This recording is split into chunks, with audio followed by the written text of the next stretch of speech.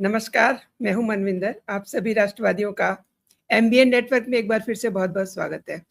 सत्ता गंवाने के बाद ममता बनर्जी की मुश्किलें कम होने का नाम नहीं ले रही हैं। अब शिकंजा सीधा उनके भतीजे और टीएमसी के महासचिव अभिषेक बनर्जी पर कसता हुआ दिखाई दे रहा है। कोलकाता नगर निगम के नोटिस के बाद पुलिस की हलचल और खलबली ये बता रही है कि मामला कुछ और है। क्या ये सिर्फ एक प्रशासनिक कार्रवाई है या अभिषेक बनर्जी के लिए जेल यात्रा की तैयारी है? इसी पर चर्चा करने के लिए आज मेरे साथ प्रारब्ध से जुड़े हुए हैं संदीप आर के सिंह जी। संदीप जी, बहुत बहुत स्वागत है। नमस्कार। नमस्ते मैम, आपके सारे दर्शकों को नमस्कार, प्रणाम, जय श्री राम। जय श्री राम। संदीप जी, अभिषेक बनर्जी के घर पुलिस की दस्तक और अवैध निर्माण का नोटिस। अब लोग पूछ रहे हैं कि क्या ममता बनर्जी का जो सुरक्षा कवच है पूरी तरह से टूट चुका है, क्योंकि एक तरह से पुलिस ने तो दबोच लिया है, वहां तक पुलिस पहुंच चुकी है। कई सारे डिजिटल जो चीजें वहां से उठाई गई हैं। मनविंदर जी, मैं सारे दर्शकों से पूछना चाहूंगा और जानना भी चाहूंगा, कमेंट्स में भी वो बताएं। अभिषेक बनर्जी का घर गिर जाए, आप संतुष्ट हैं? ममता बनर्जी सड़क पर आ जाए, आप संतुष्ट होंगे? अगर मैं ये बताऊं कि अभिषेक बनर्जी की वजह से हजारों हिंदू महिलाओं का बलात्कार हुआ मुसलमानों के हाथों, अगर मैं ये कहूं कि ममता बनर्जी के हाथों लाखों हिंदुओं की दिनचर्या की कमाई, अगर कोई हिंदू अपना घर बनाने जाता था तो उससे कहा जाता था कि ये सीमेंट सरिया लेबर तुम वहां से लोगे जहां से मैं बता रहा हूं, और जहां 100 रुपए के काम था वो 200 रुपए देकर आता था अपना घर बनाने के। अपना कुछ भी खून पसीने की कमाई थी, वह ज्यादा से ज्यादा वह इन मुसलमान गुंडों के माध्यम से अभिषेक बनर्जी और ममता बनर्जी की गोद में डालकर आता था, और यह पैसा बांग्लादेश के जमातियों के हाथ में जाता था, जहां पर वह शेख हसीना को हटाने का षड्यंत्र करते थे। शेख हसीना को भगा दिया आपके क्या कहते हैं भारत में। वो तो भारत की सरकार का अपना थोड़ा सा प्रोएक्टिव रोल था मोदी सरकार का, कि राफेल जहाज लगाकर उन्होंने रॉ और सबके माध्यम से शेख हसीना को निकाल लाए, और उसके बाद हजारों हिंदुओं का हत्या किया। इस सब के पीछे अभिषेक बनर्जी है। तो क्या सिर्फ उसका घर टूट जाए आप संतुष्ट हैं इस बात से? न्यायपालिका ने जेल भेजकर कौन सा न्याय दे दिया आज तक हिंदुओं को, भारत के हिंदुओं को? मुख्तार अंसारी जेल में बैठा हुआ था, मुन्ना बजरंगी जेल में बैठा हुआ था, अतीक अहमद जेल में बैठा हुआ था, सब जेल में बैठे हुए थे।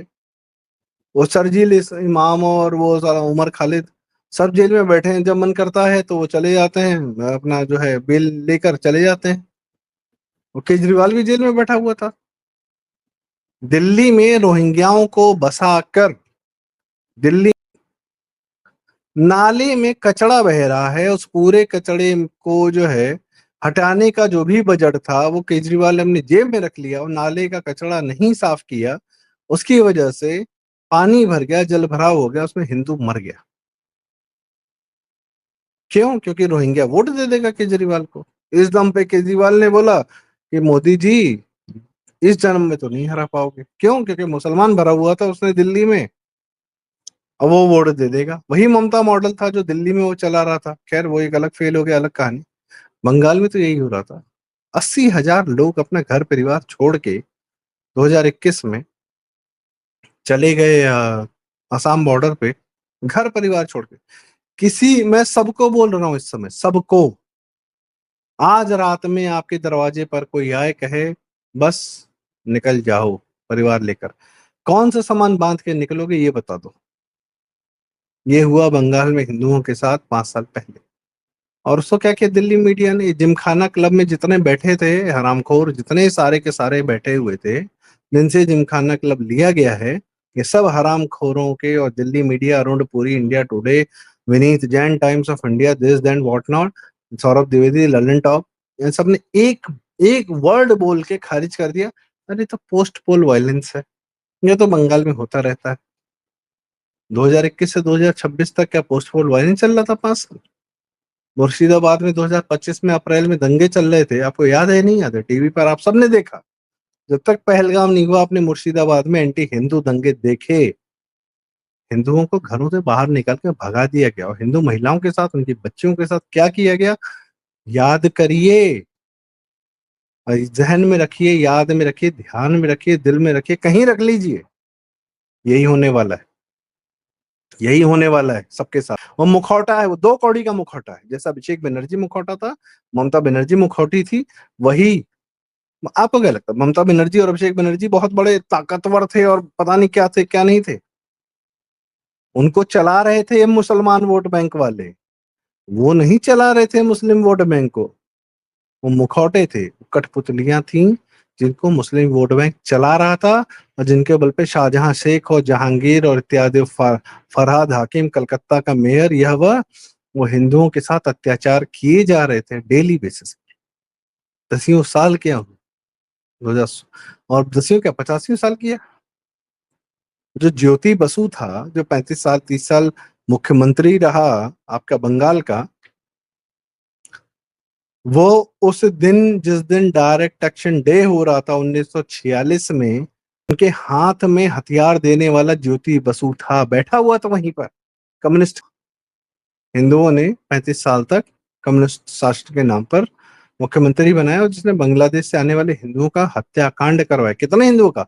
25-30 हजार हिंदुओं का मरी झापी मैसेकर। और उसी ने, जब उसकी सरकार जब हट रही थी, हट नहीं रही थी भाई साहब, जब वो बहुत अतिवाद में आ गया, कह रहे कम्युनिस्टों ने तो अब सोनिया गांधी को भी जो है, हम उसको, सोनिया गांधी को सबक सिखा सकते हैं। 2004 से 2009 तक कम्युनिस्टों की सरकार, कम्युनिस्टों के समर्थन के मारे 145 या 150 सीटें थी, या 152 कुछ भी सीटें थी कांग्रेस की, तो 272 चाहिए होती है ना। सबसे ज्यादा जीवन में जब सीटें आई 2004 में कम्युनिस्टों की आई, करीब 50 या 50 के आसपास आई थी। और वो सोनिया गांधी की नाक में दम किए हुए थे 2004 से 2009 तक। और न्यूक्लियर डील में तो उन्होंने आफत जोती थी। फिर उसके बाद तब तक मुलायम सिंह ने समर्थन नहीं किया था। उसके बाद वो जो राजदीप ने कैश कांड और सीबीआई वाला और यह सब हुआ कि न्यूक्लियर डील के नाम पे संसद में कैश लहराया गया, सब कुछ हुआ, वो तांडव हुआ। कम्युनिस्टों ने अपने हाथ खींचे और 2009 के बाद मुलायम और ममता बनर्जी आ गई। और उसके बाद सोनिया गांधी ने कहा कि इनको बंगाल से हटाओ। तो जब 2011 का चुनाव हुआ तो ममता बनर्जी उस समय जो भारत की रेलवे मिनिस्टर थी, उसको बोला गया जाओ बंगाल लड़ो, हम इंश्योर करेंगे तुम जीतो। और फिर वही केंद्र सरकार उतरी तो कम्युनिस्टों, फिर जनता को उन्होंने क्या कहा कि लेवल प्लेइंग फील्ड दिया कि हाँ वोट करो। तो सोनिया गांधी की कृपा से ममता बनर्जी आई। और हर वह नेता जो मुसलमान वोट बैंक का समर्थन लेता है वो उसके जैसा ही हो जाता है। ये हिंदुओं के साथ अत्याचार कर रहा था अपने ये दो कौड़ी का फरहाद हकीम और ये जहांगीर खान और शाहजहां शेख के नाम पे, और सयानी घोष के साथ प्रॉपर्टी बांध रहा। और ये इसमें ये भी होगी कहीं ना कहीं महुआ मोइत्रा, या महुआ मोइत्रा का हो सकता है अभिषेक बनर्जी से टेस्ट अच्छा हो, तो हीरा नंदानी के साथ इन्वॉल्व थी। किस प्रकार के, किस चरित्र के लोगों को राज्यसभा और लोकसभा भेजा इस अभिषेक बनर्जी और इस ममता बनर्जी ने? बंगाल की भूमि वो है जहां गंगा, गंगा जी सारी नदियों को, यमुना को, मतलब शारदा जी को, सरयू जी को, राप्ती को, घाघरा को, कोसी को, सबको समेटते हुए जिस बंगाल में पहुंचती हैं वो रेगिस्तान के गाने गा रही है। और एक तरफ से ब्रह्मपुत्र आ रही है जो भारत में सबसे ज्यादा वॉल्यूम ऑफ वाटर लेकर आते हैं। ये पानी से समृद्ध धरती जो है उसकी सांसद रेगिस्तान के गाने गा रही है।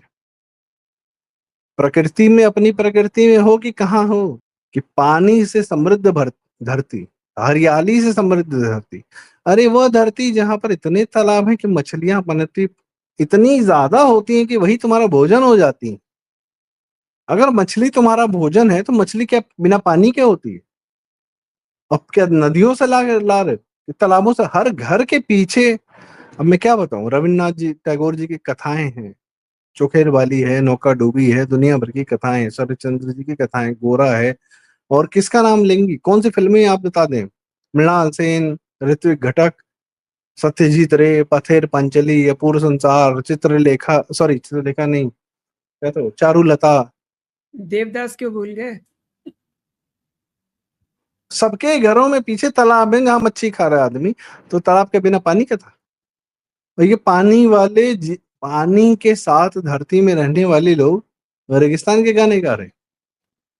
ये किया है इस्लामिक वोट बैंक ने, इनकी बुद्धि के साथ, इनकी खोपड़ी के साथ।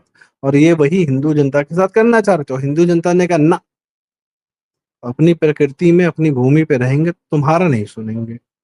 आप सोचिए मैम, इस भतीजे की जो बीवी है, थाईलैंड की है, वो जब भी कलकत्ता में उतरती है, कलकत्ता से जाती है, एयरपोर्ट तो केंद्र सरकार का है, इसकी चेकिंग नहीं होती कितना सामान लेके जा रही है, वो सामान के अंदर क्या है। कलकत्ता के एयरपोर्ट में 2 रनवे थे, एक रनवे के बगल में मस्जिद थी। इस हफ्ते जाके हटी है वो मस्जिद। अपना अपना जमीन कब्जियाने का तरीका है और कुछ नहीं है। ये ममता बनर्जी ने सेंट्रल गवर्नमेंट के साथ, बीएसएफ को क्या लैंड दोगी तुम, जब एयरपोर्ट के रनवे पर तुमने जो है मस्जिद बनवा के जमीन छका रखी। और क्या मतलब, ममता बनर्जी एक ब्रांड हो गया है, एक बस हिंदू नाम देकर हम हिंदुओं को इतना बेवकूफ बनाया गया है। देश को तोड़ने के लिए कौन ज्यादा उपयुक्त है? केजरीवाल उपयुक्त है, चलो इसको पंजाब सौंप दो। तो अमरिंदर को हटा दो, अमरिंदर को किसी तरीके से हटा दो, और कांग्रेस को खाली करके एक स्थान दो आम आदमी पार्टी। और दिल्ली में इसको समर्थन देके इसको मजबूत बनाओ। ये राहुल गांधी ने किया हुआ है। ये हिंदू है किस ना, सिर्फ अगर कोई इनको नाम से भी हिंदू मानता है, तो मैं बताता हूँ भाई साहब, बहुत बड़ी गलती हमसे हो रही है, जो हमारे साथ खेल खेला जा रहा है। और हम लोग, आप लोग इस खेल के भागी हो गए हैं। हमको आपको बेवकूफ बना दिया गया है। तो ये अभिषेक बनर्जी के दरवाजे पर जो पुलिस पहुंची है, मैं तो नहीं चाहता हूं कि पुलिस पहुंचती। मैं तो ये चाहता हूँ कि ये फरार हो जाता, गायब हो जाता, इसका पता न चलता। होता है, बहुत बार हुआ है, सारे अपराधी फरार हो जाते हैं, गायब हो जाते हैं। फिर वो बहुत ज्यादा प्रयास करते हैं कि हम यहाँ से निकल जाएं, वहां से निकल जाएं, बांग्लादेश निकल जाएं, कहीं निकल जाएं, क्योंकि अपराध इतना ज्यादा है। और अगर इसने सरेंडर कर दिया, उसको गिरफ्तार करके फिर उसको जेल में भर्ती किया गया, चलो ठीक है, सजा का एक जरूरी एस्पेक्ट है, वो होना चाहिए। अगर इसके अंदर बहुत ज्यादा इंफॉर्मेशन है और गर्मी है, दोनों इसको जेल में पहुंचा कर निकालनी चाहिए। वो तो सरकार हमसे बेहतर जानती है कि उसको गायब करना है या इसको जेल पहुंचाना है। जेल में रहे, कोई बात नहीं, इसका जीवन बाकी जेल में गुजरे। जो संसद में बोलता था और जो गाड़ी पे खड़ा होकर स्पीच देता था कि जहांगीर ने मुझसे बोला है कि दादा, आपने हमको सब कुछ दिया है, एक हमको ना विद्युत शवग्राह भी दे दो, क्योंकि हम 4 मई के बाद देखता है कुछ हिंदू जो है उसका हार्ट अटैक हो जाएगा, तो उन लोग का हम जो है ना विद्युत में क्रिमेशन कर देगा, जल्दी जल्दी करेगा। पिछली बार बहुत कुछ हुआ, मैं छोड़ दिया उन लोगों को, इस बार मैं इंश्योर करेगा कि उनके साथ जरूर वो हो जो मैंने पिछली बार छोड़ दिया। पिछली बार क्या किए भाई, यही तो करवाई। और ये विद्युत शौगरा का धमकी किसको देता है? कोई और साड़ियां बनवा रहा था, अब खुद है कहाँ? गायब। कहीं भी है। अगर जहांगीर गायब है तो बहुत अच्छी बात है, मैं तो बहुत खुश हूँ कि वो गायब है, क्योंकि फिर मुझे पता है कि वो वैसे ही गायब है जैसे अतीक अहमद का लड़का गायब था, और वैसे ही गायब है जैसे पहलगाम के आतंकवादी गायब थे। फिर बाद में हम सबको पता चला कि वो कहाँ मिले। अरे जब पाकिस्तान में धुरंधरों ने ढूंढ के मार दिया, तो तुम कहाँ चले जाओगे बे? मैं अपने शब्दों को थोड़ा कड़ा कर रहा हूँ। IC-814 के पुलवामा के 26/11 के अपराधी मारे गए, धुरंधरों ने मार दिया, पिक्चर बना दी, पिक्चर सुपर हिट हो गई। उसके बाद मोदी जी ने 4 अप्रैल को कह दिया हाँ धुरंधर सच है, और उसके बाद 4-6 तो और बड़े वाले मारे गए। जहांगीर और ये शाहजहां से इन सब की औकात है कि बच जाएंगे, और बांग्लादेशियों की औकात है कि इनको बचा लेंगे। गायब है तो अच्छा है, मुझे फिर अगर ये गायब है तो मैं बहुत संतुष्ट हूँ। फिर मुझे पता है कहाँ है। अगर सरेंडर कर देते और जुडिशरी न्यायपालिका के अधीन होते और किसी जेल में होते, मैं बड़ा दुखी होता कि अरे यार गलत हो गया। तब तो ये सुरक्षित हो गए। मनविंदर जी, अगर बांग्लादेश की प्रमुख लेखिका तस्लीमा नसरीन जी बांग्लादेश से प्रताड़ित हुई, भारत में आके उन्होंने असाइलम लिया, भारत में रही, और बांग्लादेश की प्राइम मिनिस्टर शेख हसीना जी बांग्लादेश से प्रताड़ित हुई, भारत में आकर शरण ली, भारत में रही, तो ममता बनर्जी और अभिषेक बनर्जी भी भारत से प्रताड़ित होकर बांग्लादेश जा सकते हैं। असाइलम लो ना भाई, बांग्लादेश में रहो वहीं पे चैन से। हमने कब मना किया? खालिस्तानी तो इनकी तो असाइलम लेते हैं, बहुत वो तो बहुत चले जाते हैं इच्छा थी कनाडा, इनकी वहीं रहते हैं। इनकी बहुत इच्छा थी कि ये ग्रेटर बांग्लादेश बनाए और उसकी ये सुप्रीमो बने। मैं तो कह रहा हूँ कि भैया बड़ी इच्छा थी, जाओ कुछ दिन तो गुजारो बांग्लादेश में, देखते हैं बांग्लादेशी तुमको कितना पूजते हैं, कितना अपने सर पे बिठाते हैं। वो तारिक रहमान जो इस समय बांग्लादेश का सर, आप सोचिए मतलब क्या बुद्धि है। मोहम्मद यूनुस अमेरिका में रहता था, अचानक से आ गया। शेख हसीना बांग्लादेश में रही, वहीं रही, वहीं पे उन्होंने जो भी करना था वो किया उन्होंने। उसको हटा दिया, किसको बिठाया अपने सर पे? ये आपका ये मोहम्मद यूनुस अमेरिका से सीधे लाया, अपने सर पे बिठा लिया। हाँ ये नेता है हमारा। और उसके बाद 2 साल उसने हत्याकांड कराए हिंदुओं पर, सब कुछ करवाया उसने, अवामी लीग के मुसलमानों को मरवाया, सबको मरवाया, खूब हत्याकांड कराया। उसके बाद अपना फ्लाइट पकड़ा, सीधे फिर अमेरिका चला गया। फिर आया कौन? तारिक रहमान। कहाँ था वो? लंदन में पला बड़ा है। तो अमेरिका में रहने वाला, लंदन में रहने वाला जो है बांग्लादेश के लोगों को सर पे अपने कबूल है। तो भैया तो ममता बनर्जी तो तुम्हारी है भाई, बांग्ला बोलती है, बांग्ला सभ्यता की है, अपने सर पे बिठा लो। हमको नहीं चाहिए, रख लो अपने सर पे। हम भी देखते हैं कब रखते हो अपने सर पे। उससे उसको अपने असली नाम से रख लो। हिंदू तो है नहीं, मुसलमान ही है, सबको पता है। अभिषेक बनर्जी भी उसका भतीजा है कि बेटा है कि क्या है, कौन जानता है। रखो उसको अपने सर पे, दोनों को काम आएंगे। जब भारत में फिर से पश्चिम बंगाल में चुनाव होगा तो भेज देने यहाँ पे, लड़ लेगी वो। अपने यहाँ रखो ना, औकात नहीं।